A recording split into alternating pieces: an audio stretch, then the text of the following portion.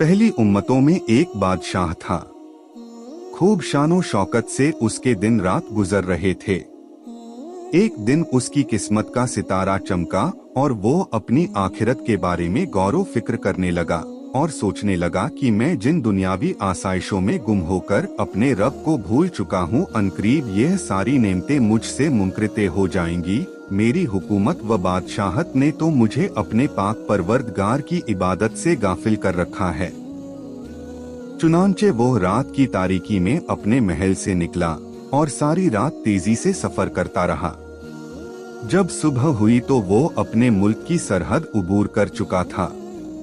उसने साहिले समुंदर का रुख किया और वहीं रहने लगा। वहां वो ईंटें बना बना कर बेचता, जो रकम हासिल होती उसमें से कुछ अपने खर्च के लिए रख लेता और बाकी सब सदका कर देता। इसी हालत में उसे काफी अरसा गुजर गया।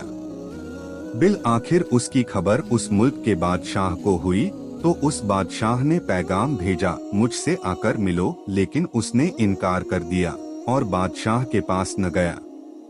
बादशाह ने फिर अपना कासिद भेजा और उसे अपने पास बुलवाया। उसने फिर इनकार कर दिया और कहा, बादशाह को मुझसे क्या गरज और मुझे बादशाह से क्या काम कि मैं उसके पास जाऊं।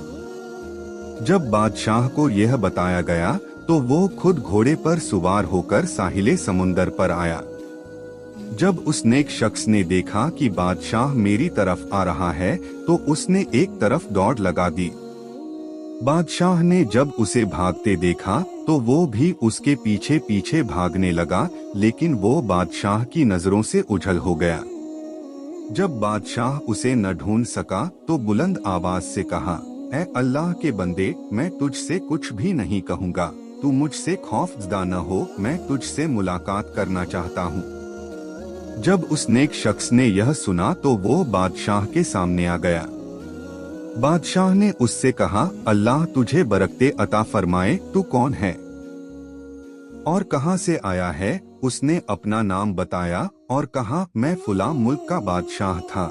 जब मैंने गौरी फिक्र किया तो मुझे मालूम हुआ कि मैं जिस दुनिया की दौलत में मस्त हूँ, यह तो अनकरीब फना हो जाएगी और इस दौलत व हुकूमत ने तो मुझे गुफलत की नींद सुला रखा है।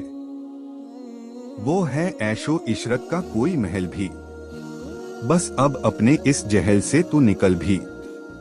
जगह जी लगाने की दुनिया नहीं है, जहां ताक में हर घड़ी हो अजल भी।